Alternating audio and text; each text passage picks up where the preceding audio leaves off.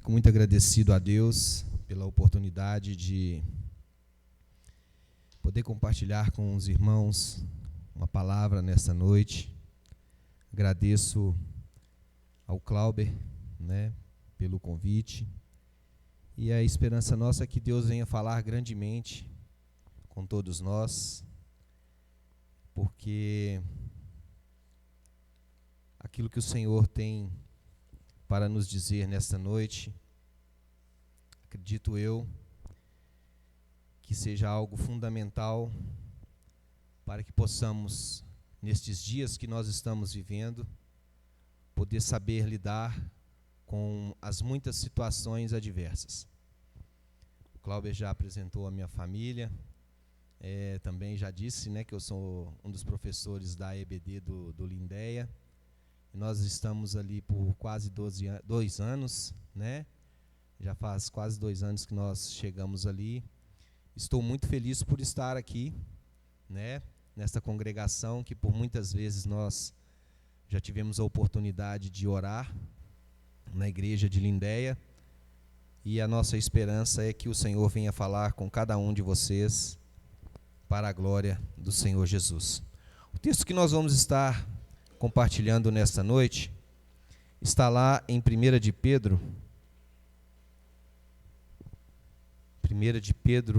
no capítulo 4.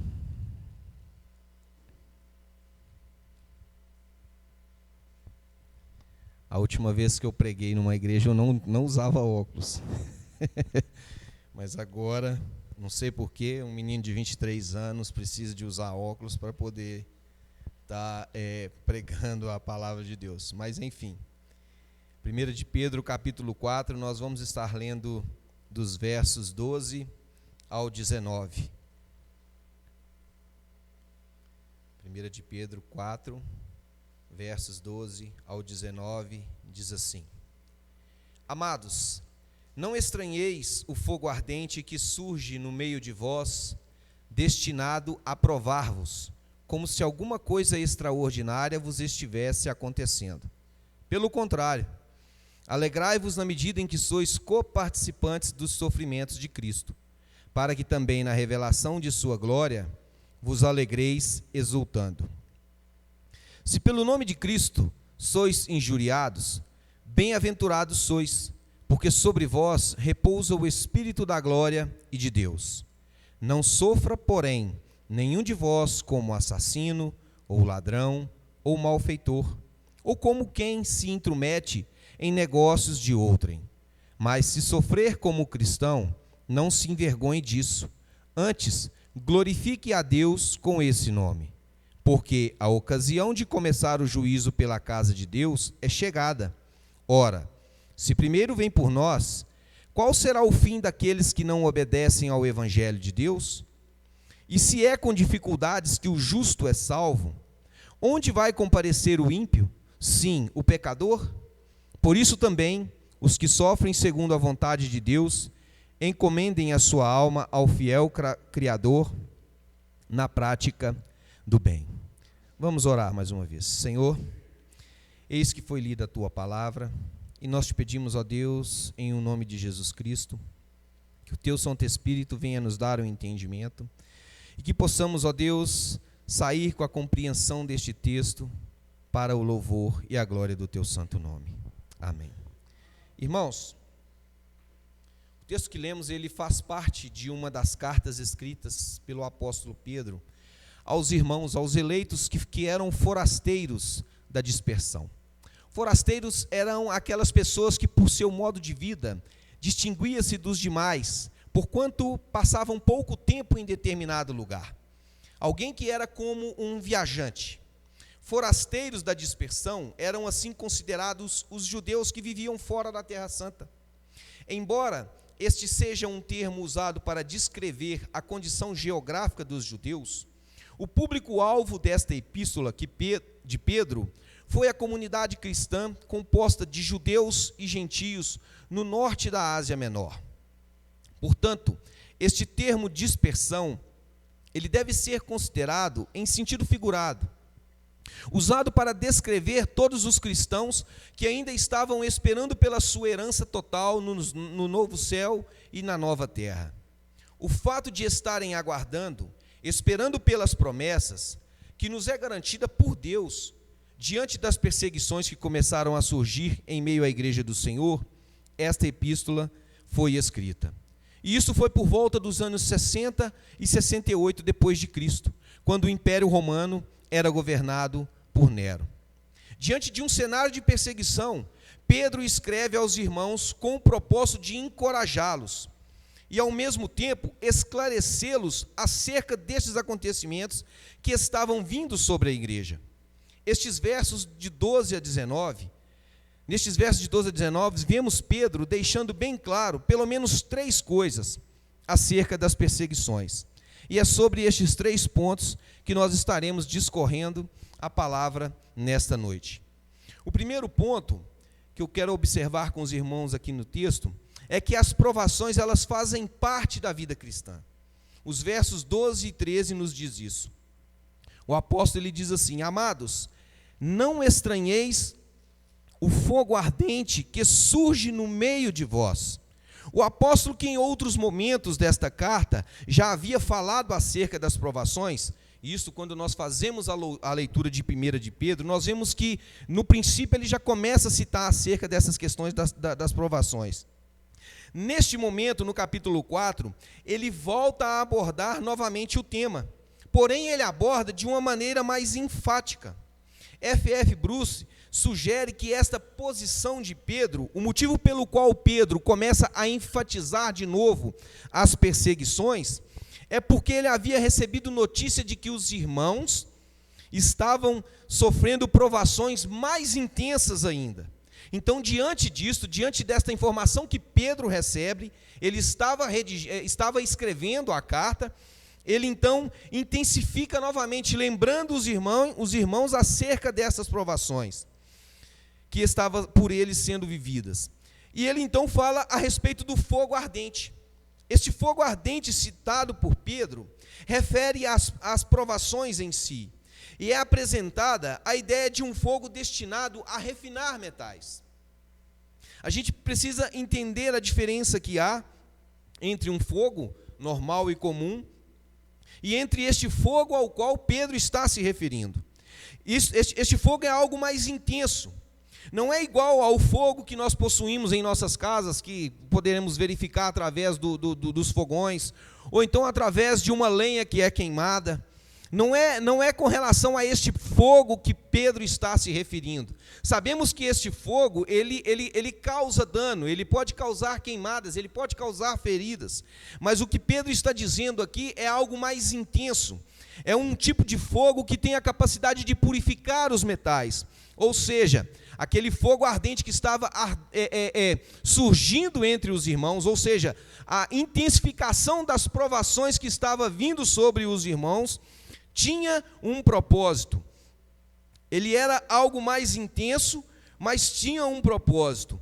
A temperatura daquele fogo, ela estava sendo elevada, ou seja, as provações estavam crescendo para que eles pudessem ser purificados, assim como o metal, quando ele é aquecido, ele também é purificado. O que Pedro está descrevendo com o uso destas palavras é justamente que ele tinha o conhecimento daquelas provações ao qual eles estavam vivendo. Pedro sabia muito bem o que era ser provado por causa do nome do Senhor. Quando o apóstolo faz isso, ele está descrevendo com sentimentos.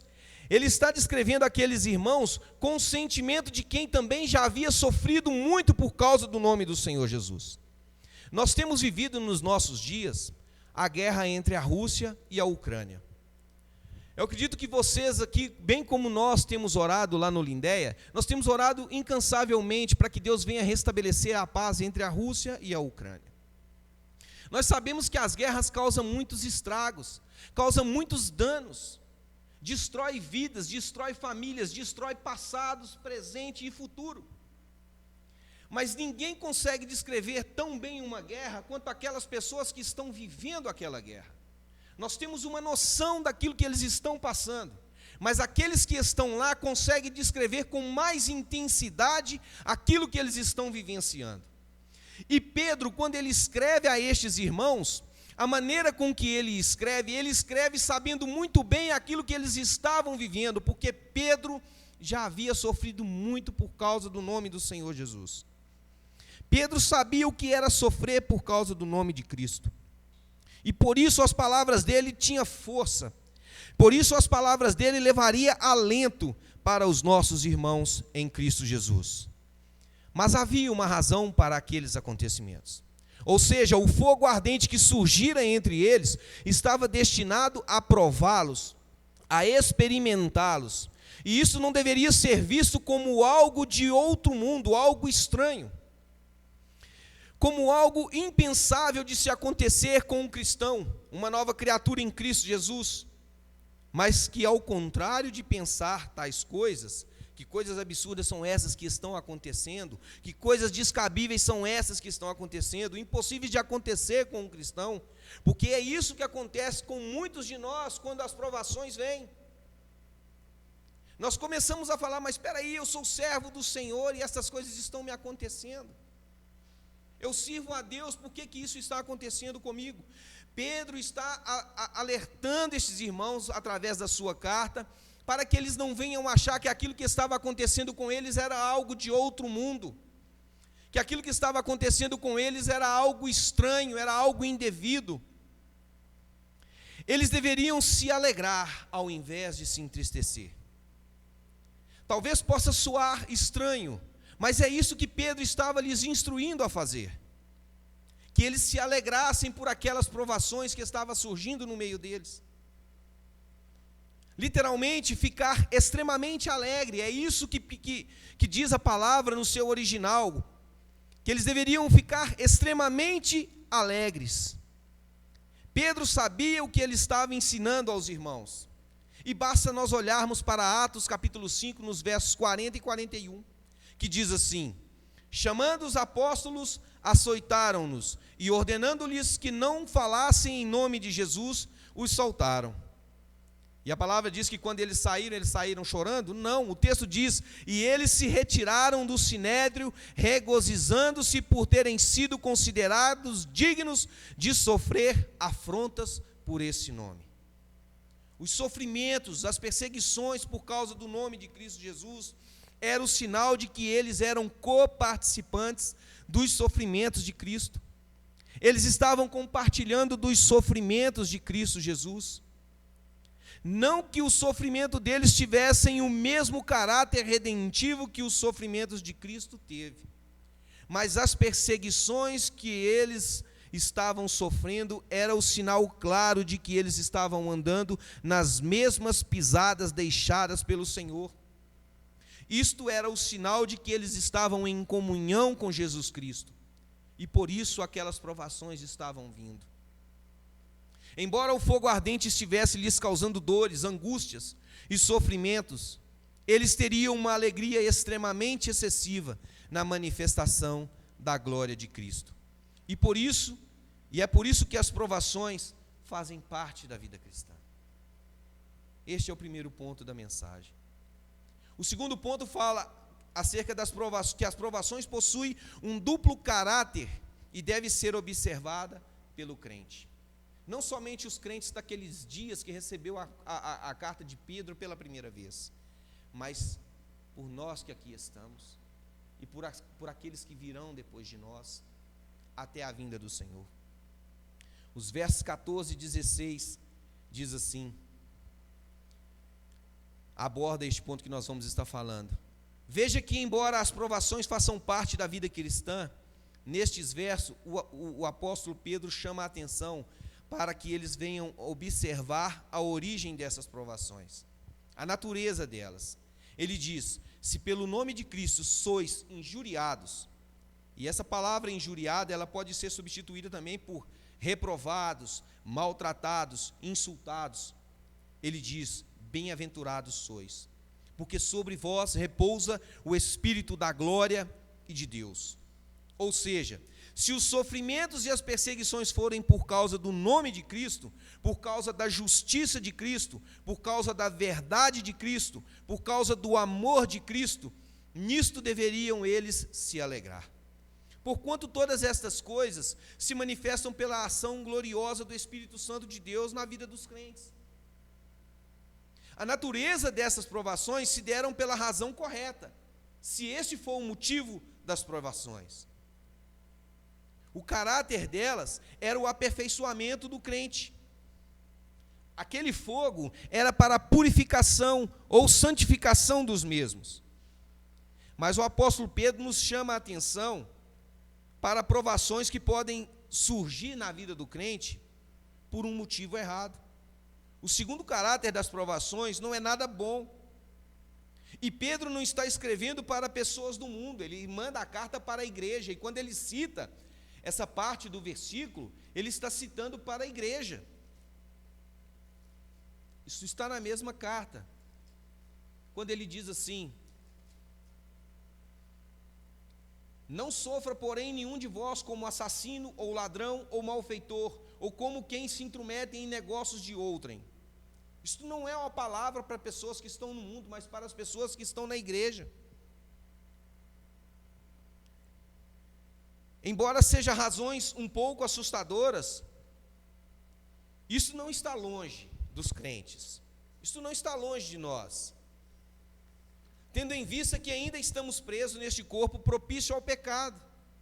Mas se por um lado, esta lista negativa apresentada por Pedro nos assusta, como pensa ter assustado os irmãos que receberam primeiramente esta carta, não devemos considerar somente aquilo que pelo apóstolo foi citado aqui, mas devemos expandir o conceito daquilo que nessa carta foi escrita, mesmo porque as palavras usadas por Pedro como malfeitor no grego, que quer dizer kakopóios, descreve aquele que pratica o mal.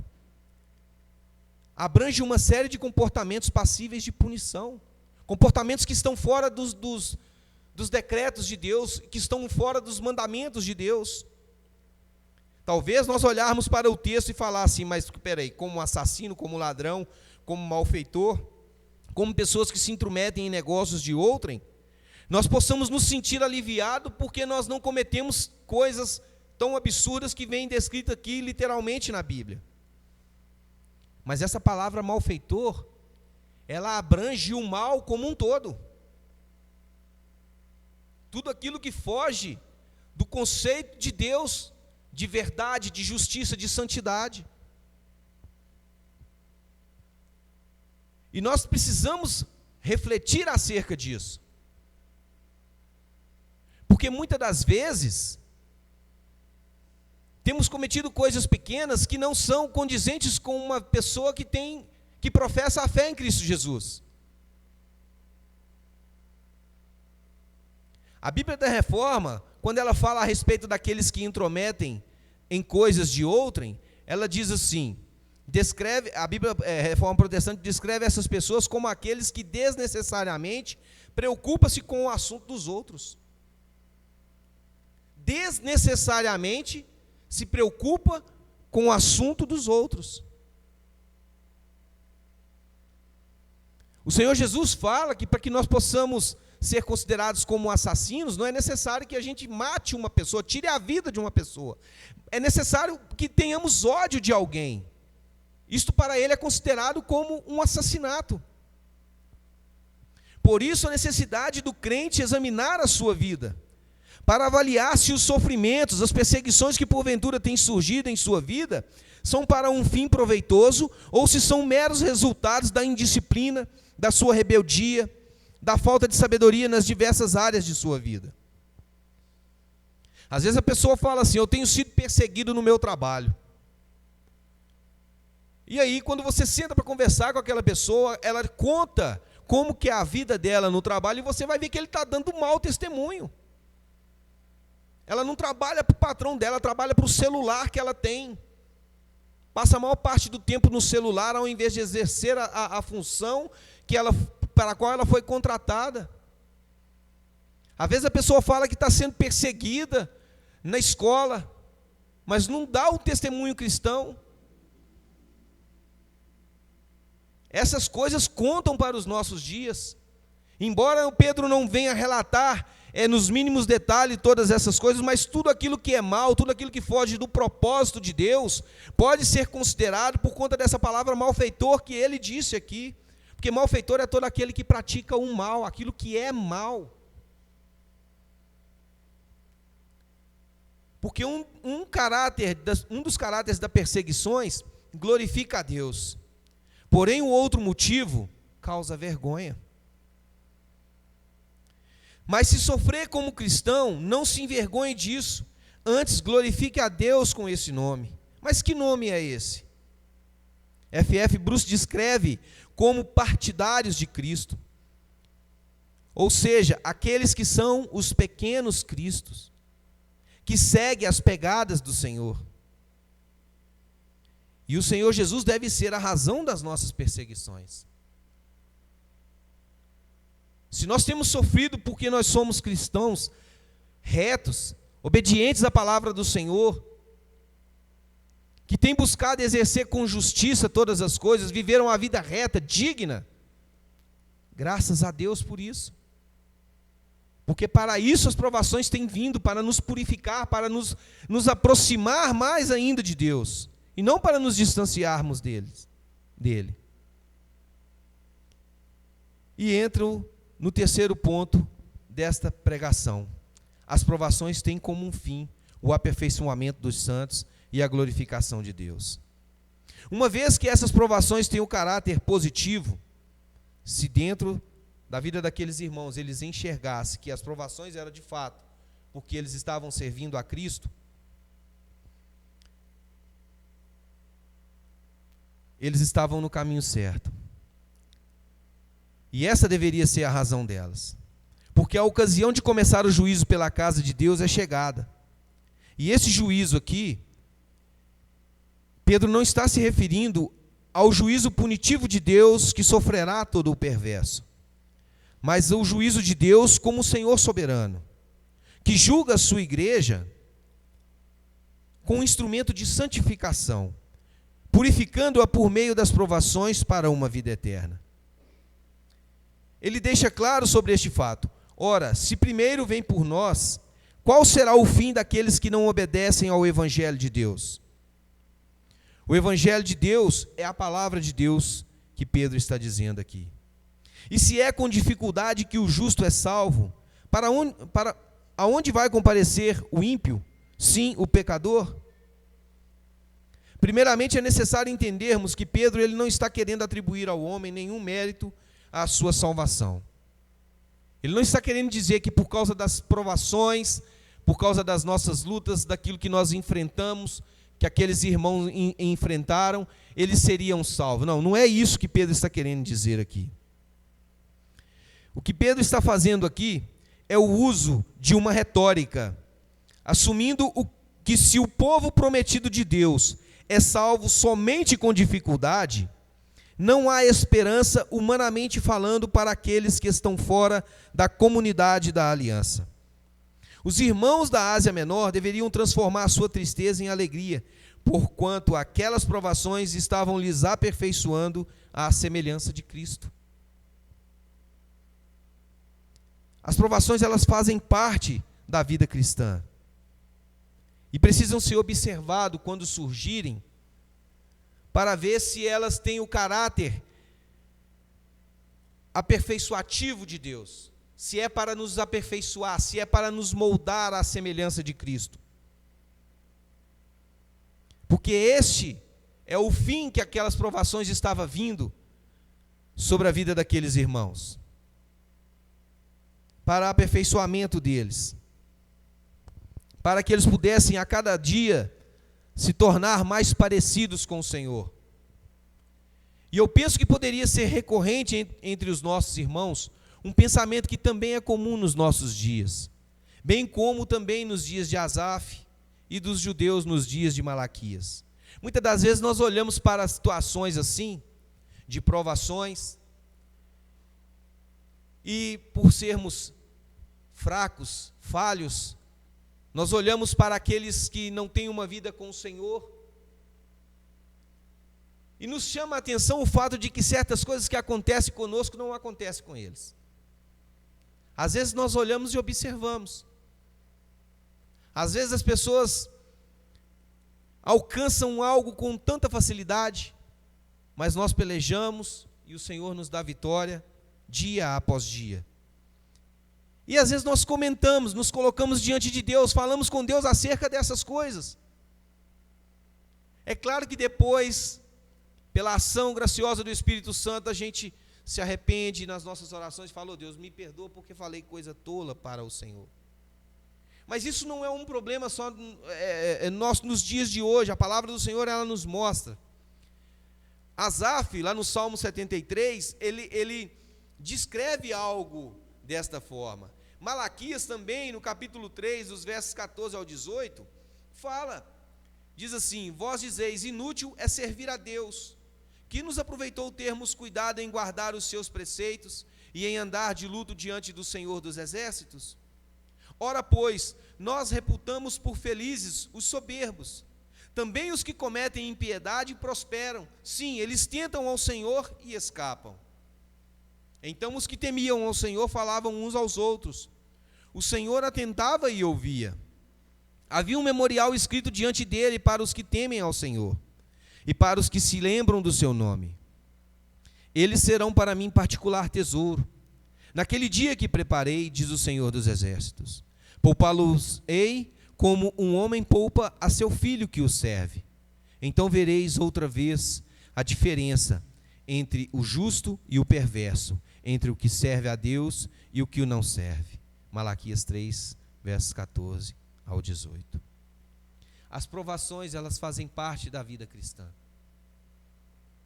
E nós devemos observar para sabermos se o que está nos acontecendo é para aperfeiçoamento, para a santificação, ou se é nós que não estamos dando testemunho de fato e por isso as provações têm vindo. O que nós podemos concluir? Por meio de Jesus Cristo, nós obtivemos a redenção e o perdão de pecados para que tenhamos vida eterna com o Pai, o Filho e o Espírito Santo. Mas por vivermos em um corpo de pecado e necessitarmos da regeneração que durará a nossa vida inteira, a obra que o Senhor começou em nós, Ele é fiel e justo para terminá-la até o dia de Cristo Jesus. Nos é necessário passar por um processo.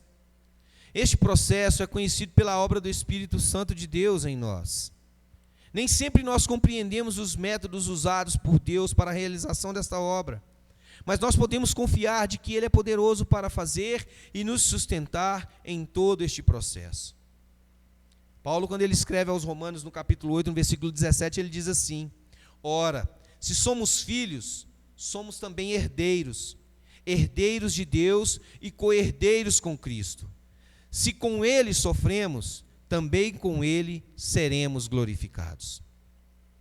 Eu acho que esta passagem, que este texto que nós lemos, ele é muito propício para nós nos dias de hoje, e eu vejo uma grande razão para isso. Nós temos visto que os dias, a cada dia que passa, tem sido um pior do que o outro. Provações, dificuldades. Quando nós assistimos jornais, nós nos assustamos com a quantidade de coisas que estão acontecendo. Escândalos entre pessoas que professavam a fé em Cristo Jesus. E é importante nós entendermos quando as provações vêm contra as nossas vidas. É claro que nós temos que nos examinar para saber a razão pela qual elas estão vindo. É importante nós entendermos que as provações estão vindo para nos aperfeiçoar. Elas estão vindo para nos empurrar para perto de Deus. Por quê? Porque vai chegar um momento, e eu gostaria que você abrisse lá em 2 Tessalonicenses,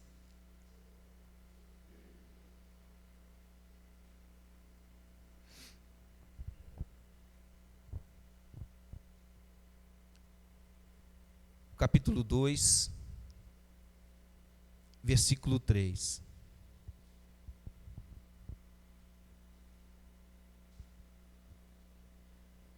Não, vamos ler do 1. Onde diz assim: Irmãos, no que diz respeito à vinda de nosso Senhor Jesus Cristo e à nossa reunião com Ele, nós vos exortamos a que não vos demovais da vossa mente com facilidade, nem vos perturbeis, quer por espírito, quer por palavra, quer por epístola, como se procedesse de nós, supondo tenha chegado o dia do Senhor.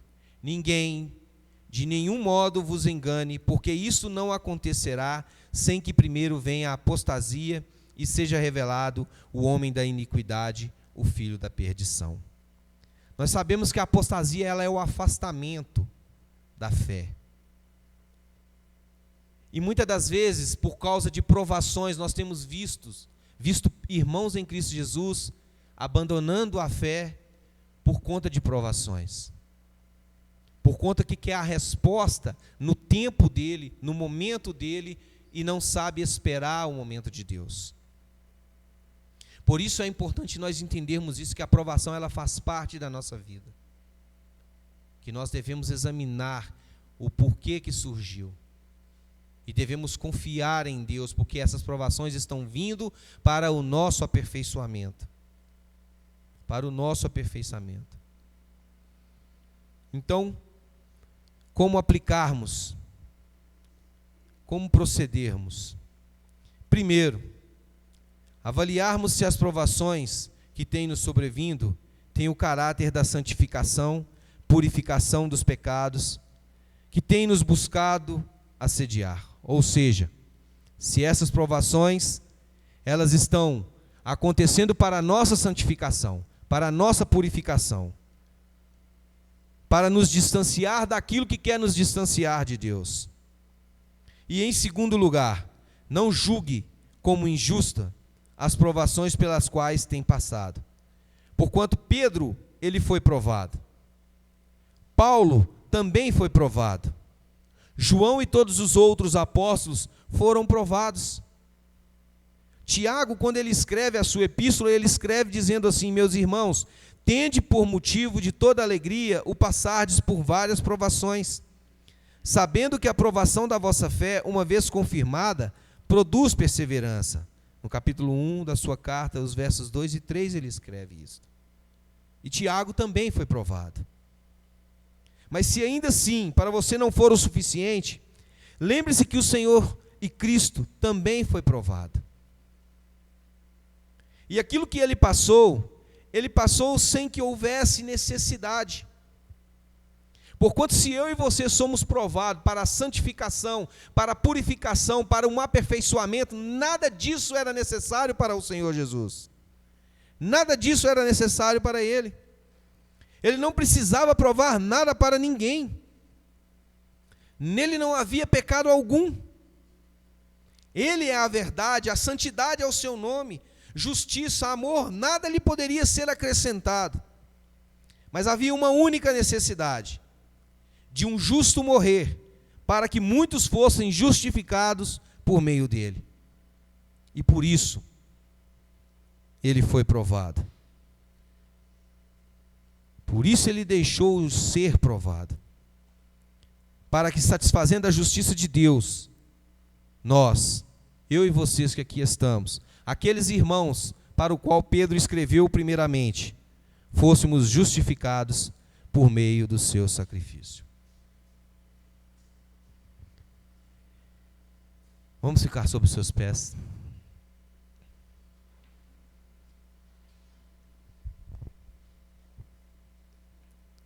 Que o Senhor possa, dia após dia, nos lembrar disto. Que nós não venhamos tirar os nossos olhos das promessas do Senhor. Que possamos avaliar tudo aquilo que tem acontecido nas nossas vidas. Porque pode ser que coisas estão acontecendo porque nós ainda não estamos na posição devida diante de Deus. E que nós venhamos fazer este concerto com Deus. E que se porventura você tem passado por provas intensas, ore ao Senhor. Peça a Deus para poder trazer alento ao teu coração. te dar forças para vencer as provações que dia a dia surgem na vida de cada um de nós, para que nós possamos perseverar até o dia de Cristo Jesus.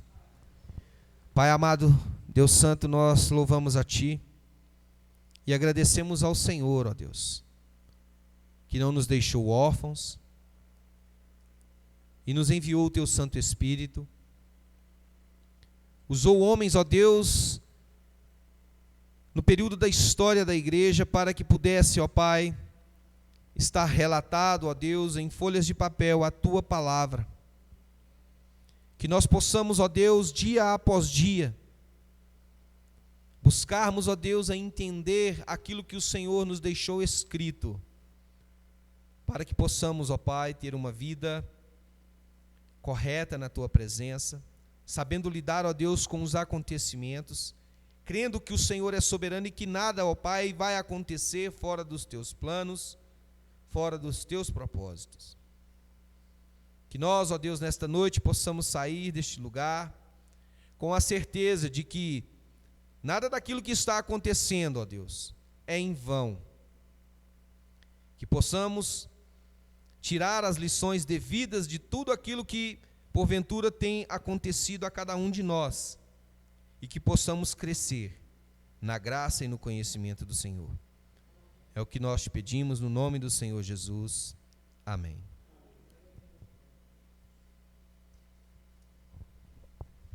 Amém. Amém. Louvado seja o Senhor Jesus.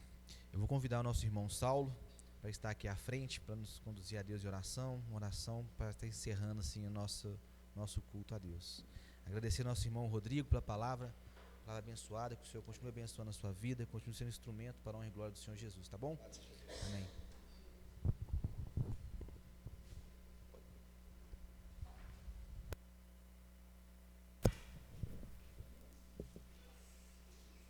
Deus Santo, nós queremos agradecer ao Senhor por esta oportunidade que o Senhor nos concedeu, ó Pai, por esses esclarecimentos, ó Senhor, que passaremos por provas, ó Deus, mas que essas provas, ó Pai, não venham nos atingir, mas que nós somos firmes no propósito de servir ao Senhor como Senhor e Salvador. Nós agradecemos, ó Pai, pela mensagem que o Senhor nos deu, através do Teu servo, mensagem de edificação, mensagem que nos levou a ter um pensamento mais profundo, segundo essas provas, ó Pai, que muitas das vezes poderemos passar, mas que, segundo a vontade do Senhor, venceremos todas as provas e sejamos, ó Pai, polidos, para estarmos firmes na Tua presença, para o louvor da Tua glória. Obrigado, ó Pai, pelo Teu servo que nos trouxe a mensagem, e que o Senhor possa conservá-lo sempre nos caminhos do Senhor, e que ele possa sempre, ó Pai, levar uma mensagem de edificação, como esta e outras, ó Pai, que hão de vir sobre a vida do Teu servo, que o Senhor há de colocar nos seus lábios, para conversão de almas para Cristo Jesus, o nosso Senhor. Muito obrigado por este culto, muito obrigado pela UPH, que está empenhada na divulgação deste trabalho aos quintos domingos aqui nesta igreja. Nós te pedimos que o Senhor abençoe cada um de nós, cada um dos teus servos que estão empenhados neste trabalho, para que possamos fazer tudo conforme a Tua vontade.